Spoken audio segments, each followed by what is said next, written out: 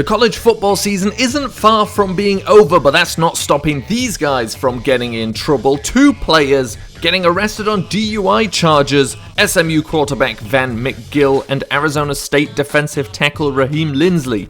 Now Lindsley a little bit better than McGill, neither of them I don't think good enough to take risks on, but of course it also depends on what happens on draft day. Defensive tackle is a position we'll be looking at. Quarterback is also a position we want to be looking at, but we know there's not really anybody too good there, so it's probably not a risk we're going to take. But before we get into this game against the Colts, we've got some bad news.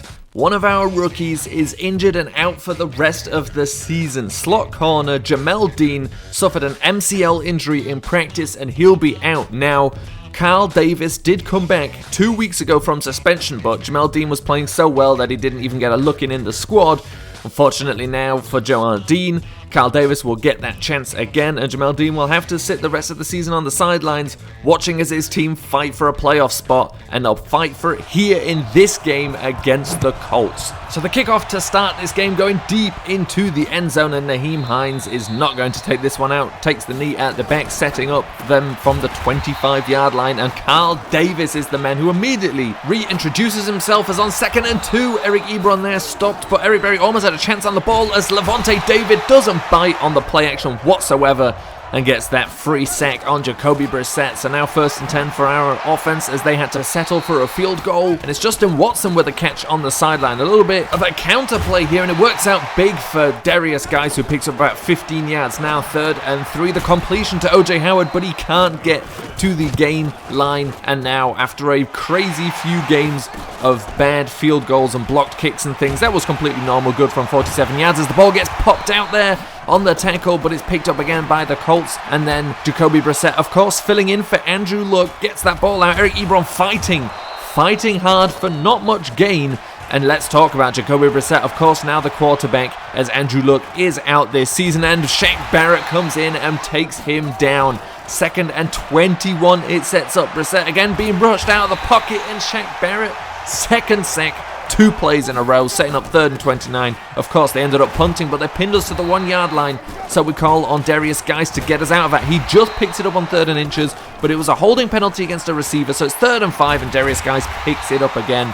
No problems for us there, except for the fact we didn't get any further downfield, and we had to give the ball back to the Colts. And now the Colts are moving the ball. 2 minutes left in this first half, and it's a 1st down there to T.Y. Hilton, who loses the ball and is picked up by Justin Evans. It was a hit from Levante David. He came from the middle of the field, hit T.Y. Hilton hard, and that ball just came straight out. Justin Evans recovers it, and now we've got a chance to do something with 2 minutes left on the clock. Darius Guice gets stopped there, and we actually ended up having to punt the ball again, giving the ball back to the Colts with only 1 minute 45 seconds, and a big completion there to Devin Funchess helps them move down the field as they keep throwing the ball, and they keep getting completions here as 2 people fail to tackle T.Y. Hilton. 1st and 10 now for Jacoby Brissett, who's really moving this ball well. I don't think he's had more than 1 or 2 incompletions so far, if even that many, as Levante David stops a touchdown there, sets up this 3rd and 1. Brissett, with plenty of time, finds a wide open T.Y. Hilton. Not allowed to be that open if he's their best receiver. So now we've got 36 seconds left. Winston rolling out, finding Watson at the sideline, stops the clock. Now again a 1st and 10, 30 seconds left now, going over the middle, and it's Justin Watson again. Big plays here, 20 seconds left in this game, 2nd and 10. Can we get something here before the half ends? Not with OJ Howard, as it's thrown into traffic. He's unable to make the catch. 3rd and 10 now, going to his favourite target, Evans, with the touchdown. We said it last week, sometimes you just need to put it up there for him, and that's about as good as a catch as we'll see from him on the sideline. We'll get a better view of it here at the sideline. Both feet in, touchdown, Mike Evans, and we go into the half. The score's tied up at 10. Open there, but not quite accurate enough from Jameis Winston. And now the Colts have it 3rd and 7, and a big completion down the sideline again to Devin Funchess. He's been good along that sideline in this game. 3rd and 7, again a chance to get him off the field as Davis not able to do anything against T.Y. Hilton. Maybe a bit of a mismatch, a guy just coming back into NFL form, and he's been matched up against T.Y. Hilton. That shouldn't be happening, as on 2nd and 3 we pick up a 1st down on the ground. Winston in some trouble here, taken down by Anthony Walker, and now on 3rd and 13 looking to go deep here, and he's got enough time, and he finds Justin Watson again. really becoming a big player in this game right now as he goes on 3rd and 3 to Brashard Perriman, who comes back across the line to gain. It's not good enough. We go for it on 4th and 1. There's just enough space for Darius Guice. 1st and 10 now for Winston, looking for Cameron Bray over the middle. It wasn't a great decision. More importantly, it was a cornerback matched up against a tight end. So even if he ran the route really well, it probably wouldn't have got much separation. On 3rd and 10, we stop the Colts. So we get a chance now. We're only 1 touchdown down. And now Ellington with the ball, getting the 1st down, getting tackled entirely by just his face mask.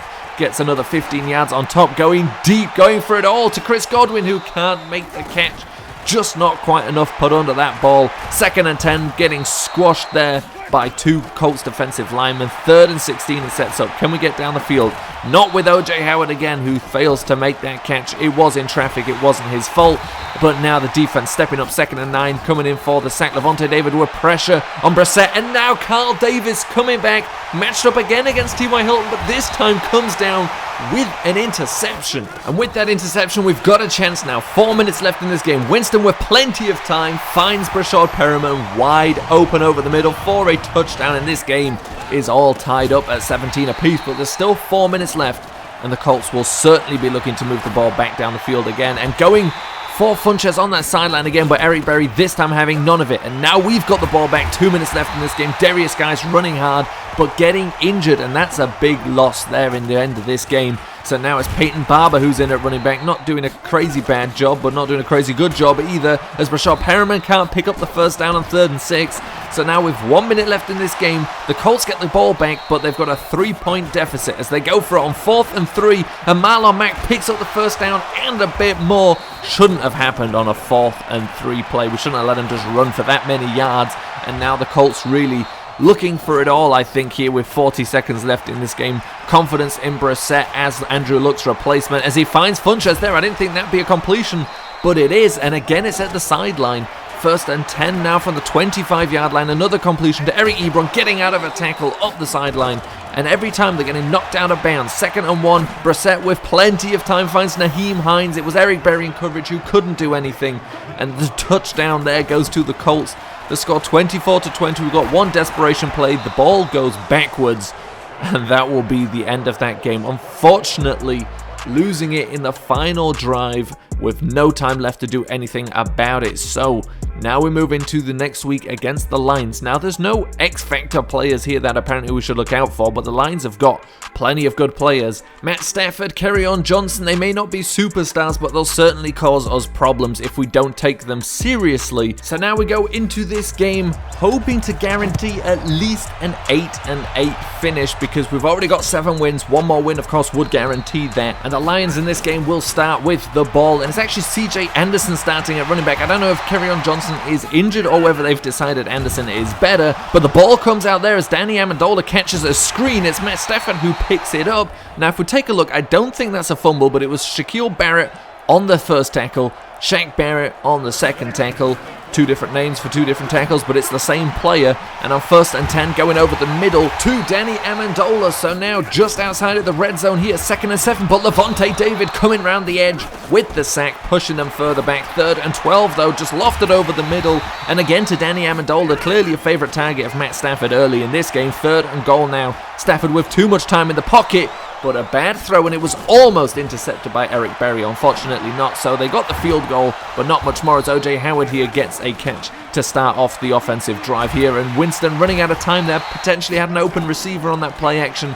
But 3rd and 16 now, going to the outside. It's not caught by Miller. Probably wouldn't have been a 1st down anyway. So 3rd and 6, and it's another catch by, you guessed it, Danny Amendola. That is clearly the MO of this offense right now. Feed that man as they go to their tight end here. The rookie TJ Hawkinson is on 2nd and 1. David almost has an interception, so that's now Eric Berry who didn't catch one, Levante David who didn't catch one, but on 3rd and 1 they come up in run defense. But on 3rd and 8, unfortunately, Winston throws an interception. It could be a pick 6, but it's Ellington who stops it, pushes him out at the 3-yard line. Can the defense step up? It's 3rd and goal. It's not a catch there. It's Danny Amendola, the intended target, as Winston rolls out to the right here, throwing, and this was supposed to be a comeback. We even see it was supposed to be an accurate throw. It's an interception. It could be a pick 6 when he just got away with one, but Darius Guice saves his butt.